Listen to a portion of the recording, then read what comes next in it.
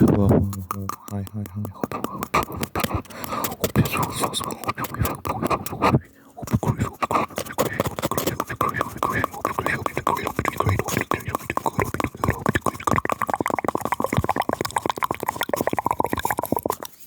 doing great.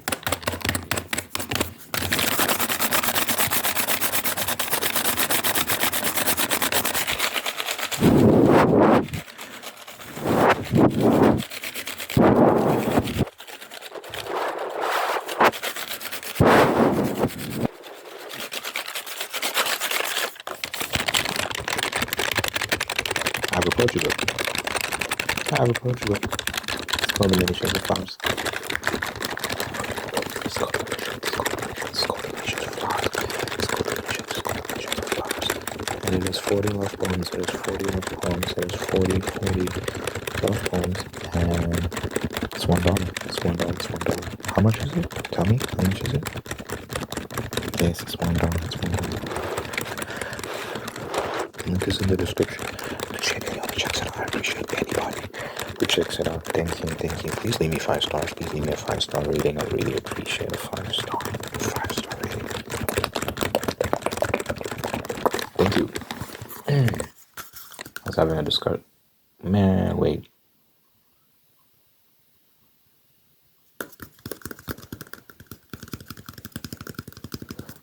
Okay, there were 2 things I wanted to address. Okay.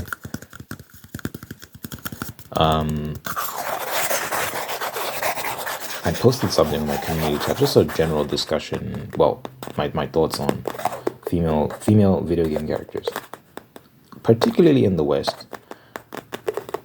But we can talk about the East as well. There are problems in the East, but the East has given us compelling female video game characters over the years, especially this past decade. Like, compared to the West, they've done a much better job, right? My only issue with the East is that they tend to over-sexualize female characters, which, it's a bit much. Like the boobs and all that. There's an issue in the West of uglifying female characters, where they make these female characters ugly, but then in the East, they make the characters attractive, which is nice, but then they over-sexualize them, which I think, it's a bit weird, guys. I think we should have at least a little bit more of modesty, because when these characters are walking around with like their tits showing, not showing fully, but like super cleavage, it just feels weird and inappropriate. But anyway, that's a discussion for another day. In the West, Lara Croft is the only character I can think of in gaming, like female character, that's really like broken out and become like a star. Like in the West. You got Princess Peach and like, who else? You got characters from the East, from like Super Mario and Legend of Zelda and stuff like that are quite popular, but again, the Japanese made those ones, so it doesn't count. We're talking about the West. Lara Croft is the only one I can really think of. Let me know in the comments, maybe I missed one. She was made in 1996, which is crazy. That's more than 2 decades ago. It's almost 3 decades. It's almost 3, which is shameful. Well, look, I had a thought, right? Sometimes we see disparity, we see differences, and attribute that to some sort of bigotry or injustice. That's not always the case, and we need to stop doing that. Sometimes differences exist not because of any sort of discrimination, but because that's just how things are. In life, there will be differences in certain places you go to, and it's not always because someone's being mean.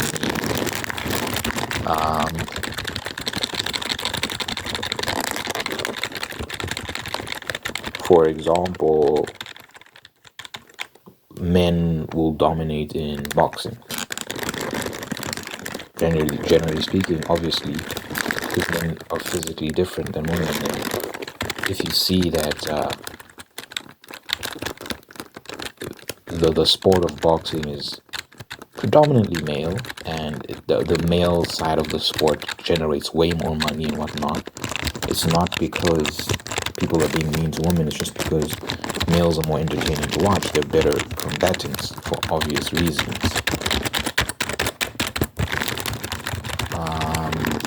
So in female gaming, in the AAA space,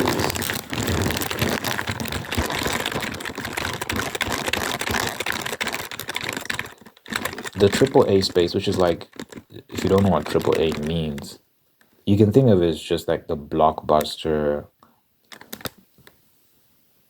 entertainment, like the highest budget entertainment in gaming, right? Like this is the top tier premium stuff. They get the most money, they have the flashiest graphics, and they use the most expensive tech to build their stuff, and all this. So like they have these massive studios behind them that are really trying to put out the highest budget production possible. That's what the AAA space is and represents. And usually the games in that space are like these very big action games. And if you think about action, you think masculine.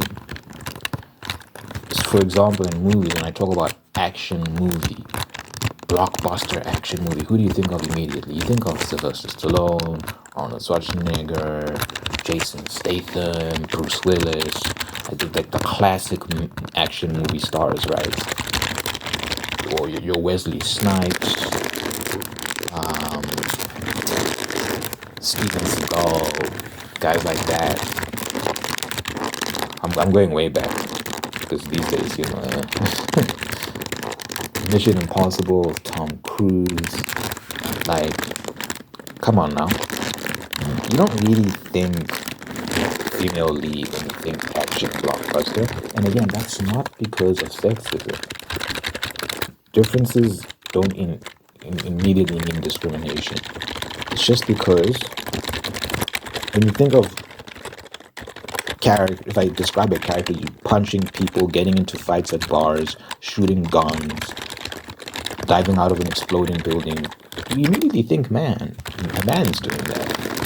Because historically, men have been the ones that fight wars, that fight in general. So when we tell these stories, we insert men into them. And the people that consume these stories,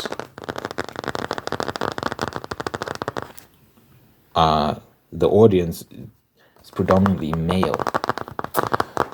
So gaming is predominantly male in terms of the audience, and particularly the AAA action space. So I would say it makes sense that most of the characters are male because you want to appeal to the male audience. That being said, I do think there's space to have at least a few female leads who are written well. But we've only really had, in terms of like breakout stars that are like super, super massive on the scale of the male stars, Lara Croft is the only one I can think of. I can't think of anyone else. Lara Croft can genuinely stand next to a Nathan Drake, a Kratos from God of War. Who's the guy from Splinter Cell? I forgot his name. Yeah, I need to find out. Let me Google it. I got this. Okay. Splinter Cell main character. Sam Fisher, according to en.wiki. Oh, that's enough. Sam Fisher. Sam Fisher from Splinter Cell, all these, like, Lara Croft genuinely stands up next to them, and she looks like she belongs there. She wouldn't look out of place, just because they're such ginormous characters, right? Just in terms of the cultural capital they've amassed. Like, Lara Croft was genuinely beloved. It wasn't forced. Who weren't pretending because, oh, she's a woman, we have to support her. No. She's a well-written character that people actually liked. And I don't think you've gotten that since then. What? Who can you compare? Ellie from the Lost? Us? No. Especially, look, in the first Last of Us game, she was not the main character. Joel was the main character, and she was a side character that you got to play with sometimes. And even when you did get to play with her, she wasn't nearly as fun to use.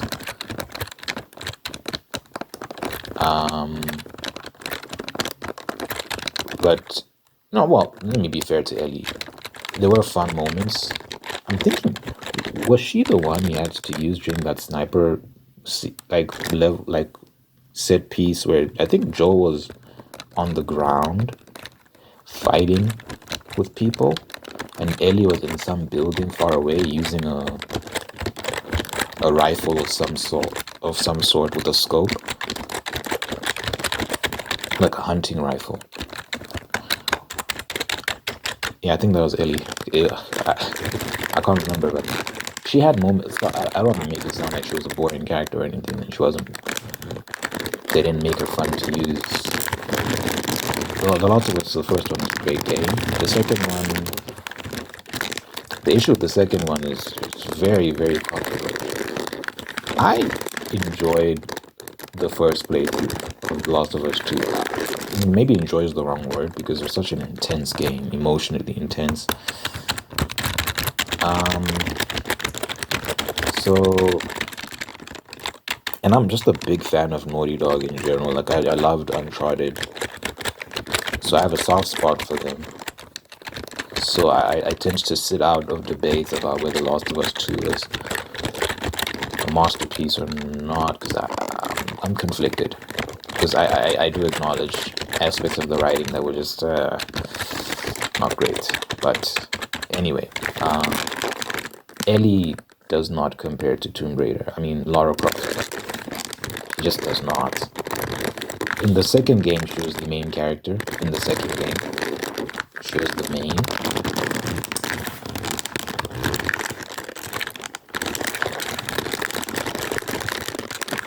She replaced Joel, who a lot of people really liked and they wanted him to reprise his role as the main character, and he did not. Spoiler alert: especially if you're watching the Last of Us series, you might want to cover your ears if you really invested in that story. But you've been warned. 3, 2, 1. Joel dies, and he dies very brutally. They kill him very viciously. People weren't happy about that. Especially like to have Ellie replace him, because I guess people just didn't think she was as strong of a character compared to him. They just liked Joel more. But anyway, I don't think she compares to Lara Croft. I think she divided the audience. Like she divided gamers, whereas Lara Croft was like just universally loved. She was just universally loved, and it's just wildly popular. Wherever you go in the world, people know Lara Croft, like gamers. She's a money ticket today. And if these game companies that keep trying to reboot the Tomb Raider franchise, if they knew what they were doing, they could make a lot of money from the Tomb Raider franchise. But unfortunately, they don't know what they're doing. So they keep botching the reboots, whatever reboots they make of her. So I don't think Ellie compares to Lara Croft. I don't think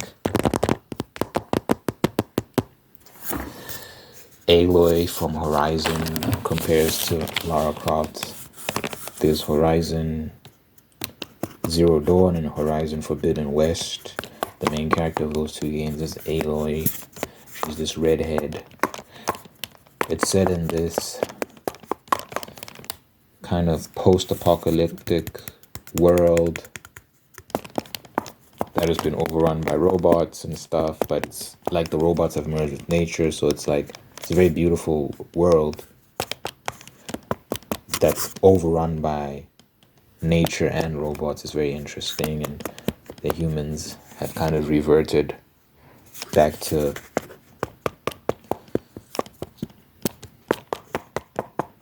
kind of the hunter-gatherer societies. Those are the sort of vibes they have now. But they still use a lot of the tech provided to them by the robots they find around the world and stuff like that. But anyway, Aloy as a character, she's okay, but she's not on the level of a Lara Croft, unfortunately. You just know when you have a star versus when you don't. Like Aloy, like yeah.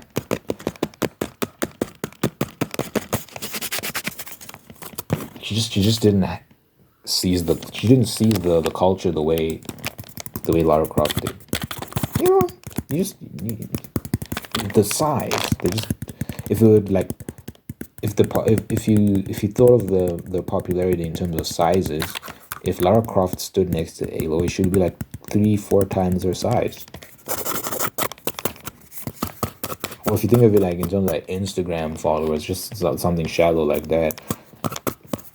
Like Lara Croft would have 100 million followers, and Aloy would have maybe like 10, which is still amazing, but you know, maybe not even 10, maybe a couple million, to be honest.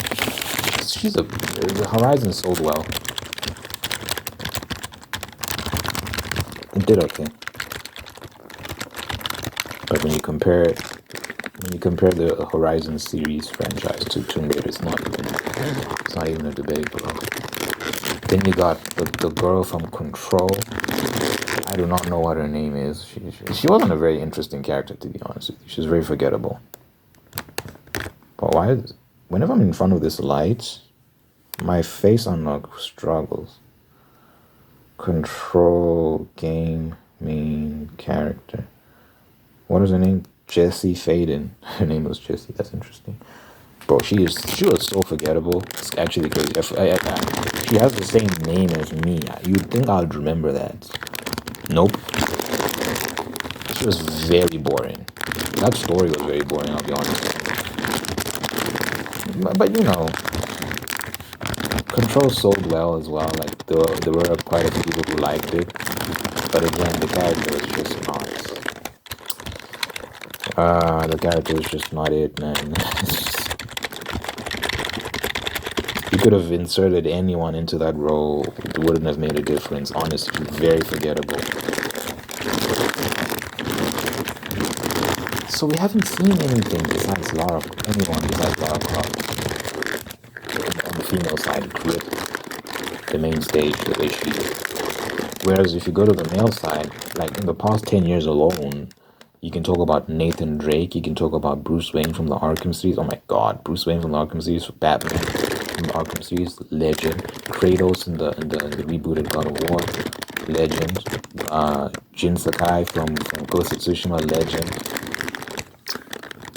Cal Kestis from Star Wars Jedi,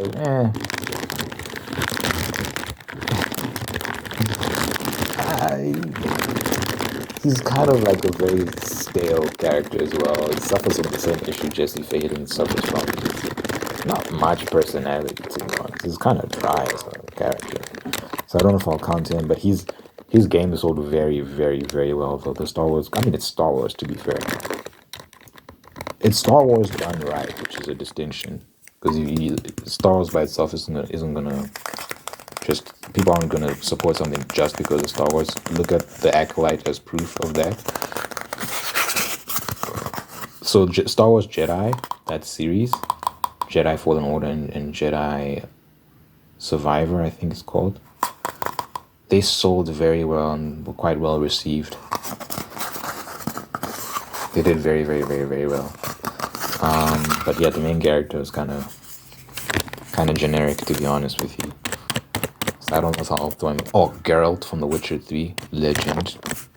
Are you dumb? Geralt was a sensational success. Who else? Oh, what was it? John Marsden from Red Dead Redemption 2. Wild success. That was a massively successful game with the main character that everyone liked. I didn't play it though. I might still play it at some point. I've never been a fan of Rockstar games, to be honest. I haven't played GTA 5 because I played GTA San Andreas. I wasn't a fan of that. I tried playing GTA 4. Wasn't a fan of that. So I'm like, I tried playing Red Dead Redemption, the first one, and I wasn't having that much fun with that. So I was like, maybe I just need to accept that I'm not a fan of Rockstar games. So I didn't really play Red Dead Redemption 2. But I see footage online sometimes. I'm like, this looks fun. This looks sick. So I might give it a shot. I might give it a try. We'll see. At some point.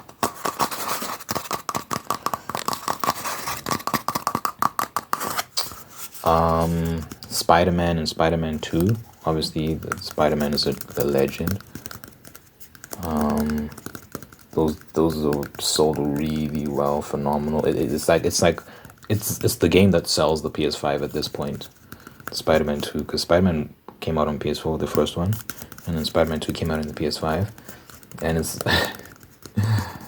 for me, it's right now, it's like the primary reason to own a PS5, because there aren't many games on the PS5 that are drawing my attention, which frustrates me, because they've had a lot of time to sort that issue out. They still haven't really put out that many compelling exclusives.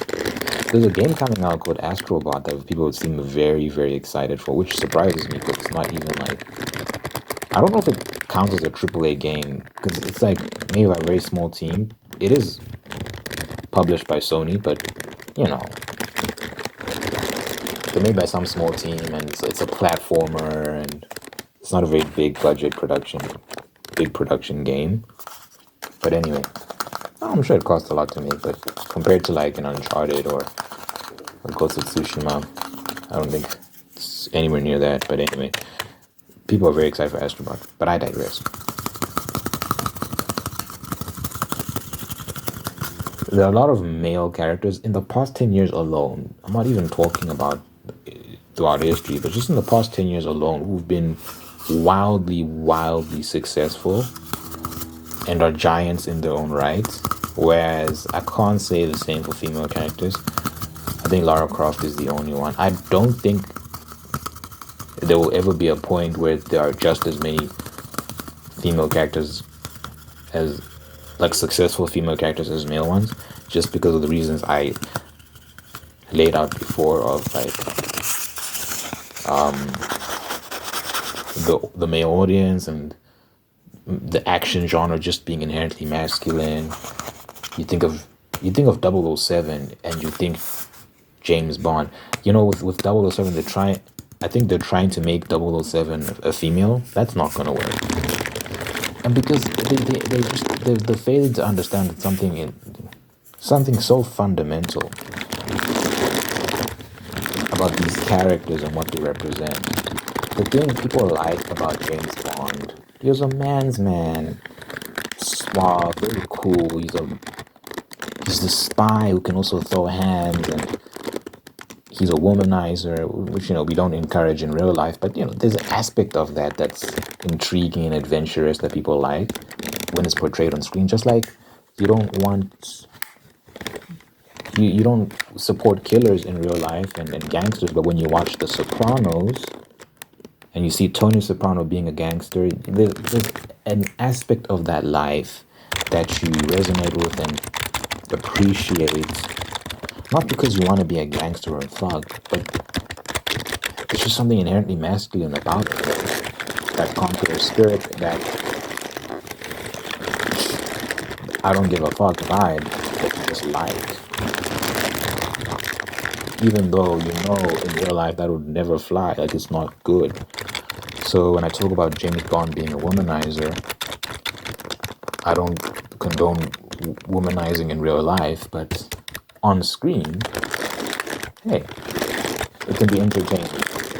It can be cool. But now you swap that out with a woman, it's not gonna work. It's just not gonna work. Imagine trying to pitch this woman that's like running around having all this sex, and I know I can already hear people being like, it's not fair, double standard. I guess it's just a fundamentally different worldview. We might not ever agree on that, but I do think there's a difference, right? Because it's kind of like viewed, if I can explain it, I mean, it is kind of a tangent now, but I'll explain it anyway. The difference between male promiscuity and female promiscuity. Again, in real life, they're both bad. And I don't condone any of it, but there is a part of you that can appreciate a man that's able to get many women to sleep with him. It's the feeling's mutual, it's consensual, and he's just great at winning women over. There is something admirable about that. Because men are generally the ones that pursue. It's harder for men to get women to be attracted to them. It's much, much harder for men to win over a woman's love, affection, so on and so forth. So when you see men and women in that arena, it's just more respectable. Because men are generally the hunters, they're generally the pursuers. And there's glory in the kill, you know? But when all of a sudden the person that's being pursued, it's not the same. Because she's just letting multiple men smash. Like, there's no real conquest in that. It's just, you're just letting them have their way. It doesn't really take that much, especially if you're already attractive. If you're already attractive, again, there's not much skill in that. They were gonna fuck you anyway, and you just said yes. If they wanted to fuck you anyway, and you just said yes. You know, there's nothing really admirable about that. I must reiterate, I don't condone promiscuity in any form, but there is something to respect about a man that can win women over. Because it is a challenge.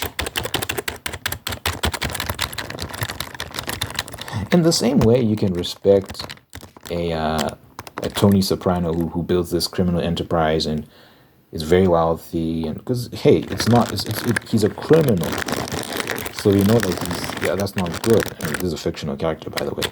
He's a criminal, but we understand what it takes to get there. It takes a lot of balls. It takes a lot of grit, and you just see his journey and what he has to do to maintain his spot at the top, and you're like, hey, I don't agree with it, and then in some cases it's just straight up evil, but you respect it, parts of it at least.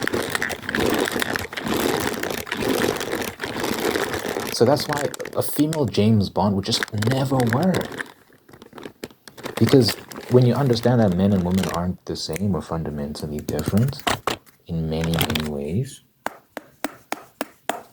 when you understand that you can't just copy paste the female into that role of 007 and expect people to still be along for the ride. It will tank, or that movie will not work. So I'm hoping that they never do that, because they'll lose a lot of money and piss off a lot of fans.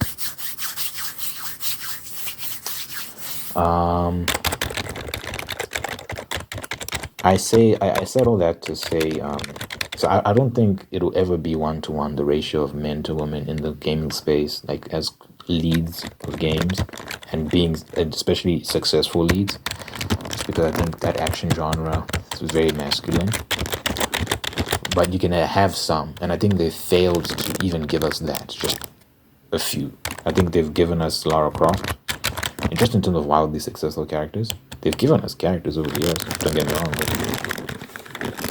but you got, is one enough, is the question.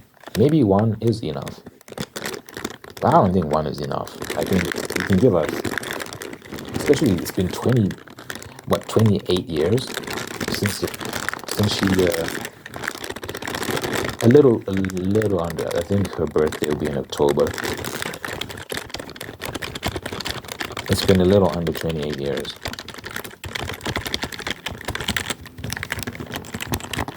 But in 28 years, you haven't managed to replicate her success? Stop it. I think you could have had at least 2 or 3 more. Maybe more than that. I mean, look, the amount of games coming out, you could have given us 10 more. I don't know. Is there a limit? I think it's just down to skill and creativity, honestly.